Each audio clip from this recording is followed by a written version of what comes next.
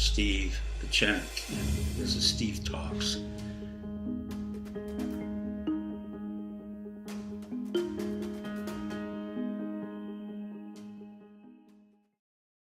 Hello, this is Dr. Pechenik. Today I want to expand on my former discussion on the problems of the economic tariff that President Trump had placed on steel, 25% on steel and 10% on aluminum. What that means is if we import $100,000 of steel from Canada, Canada then has to pay $25,000 to our U.S. government. So in a way, it's a tax. It's a very simple tax, but it's a tax that denotes pretty much around the world that we are in a position of economic warfare. And quite frankly, we do not need that right now. Our White House is not stabilized, our government is not completely stabilized, and our economy is becoming very erratic. The stock market has shown that it does not like this trade war and does not, in fact, want Trump to impose a tariff. In fact, the two stocks that I looked at, Nucor and USS Steel, as well as Icor, which is aluminum, all went down. And as Trump knows, his closest friend, Icon, who dumped over $33 million of Nucor stock, literally was forewarned by Trump, quite illegally, and then dumped it. That's called front running. In any case, I wanted to find out who was the genius that thought up this economic warfare. And it turns out to be a man by the name of Peter Navarro in concert with Wilbur Ross. Wilbur Ross, I've talked to about. He comes out of Goldman Sachs and Rothschild, who did bankruptcy turnarounds. But he's not exactly an international banker, although he was incriminated for illegal Russian dealings. But let's talk a little bit about Peter Navarro.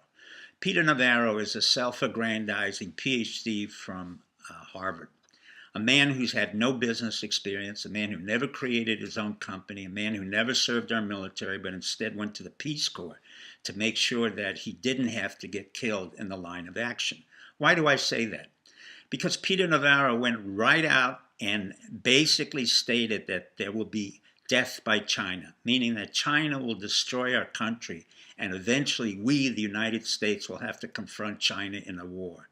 That's absolutely absurd. Not only will we not confront China in a war, we do not have to confront China in a war. As it turns out, if Mr. Navarro knew anything about national security, which he has no idea about, nor does he have any idea about psychology and national character, we have over 100 bases around China and around the Korean Peninsula.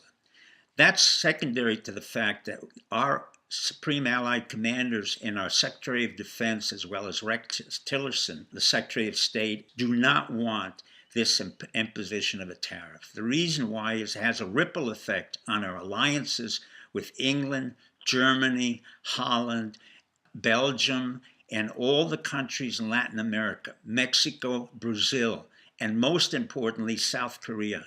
We export to South Korea pork, wheat, fruits, and all types of goods that our farmers need to export. If this tariff goes into effect, we will have to find an economic warfare, not against the world only, but against our own farmers. They constitute less than 7% of our entire population, yet they feed the entire United States and the world at the same time. So, Mr. Navarro, I think it best that you, an idiot savant from my point of view, a man who's never really been taken seriously by the economists, a man who's been so-called professor, and by the way, who picked you? Once again, it couldn't be another idiot savant by the name of Jared Kushner. So the Kushner effect has had an amazing ripple effect through the White House, creating incompetency, corruption, and dysfunction. Mr. President, you have to get your White House in order. John Kelly can only do so much. He can only fire so many people. Right now, you're going to fire your national security advisor, McMaster, and he will probably go to Fort Bennings. But if you put in Steve Binger, a gentleman who worked for Condoleezza Rice and worked for John McCain, that will be a serious problem. Let me end with Albert Einstein's famous rule. Genius and idiocy is differentiated by only one factor. Genius can go on forever and has its own limits. idiocy has no limits and can go way on beyond anything to do with limited genius. What we have now is rampant idiocy going through the White House and the government.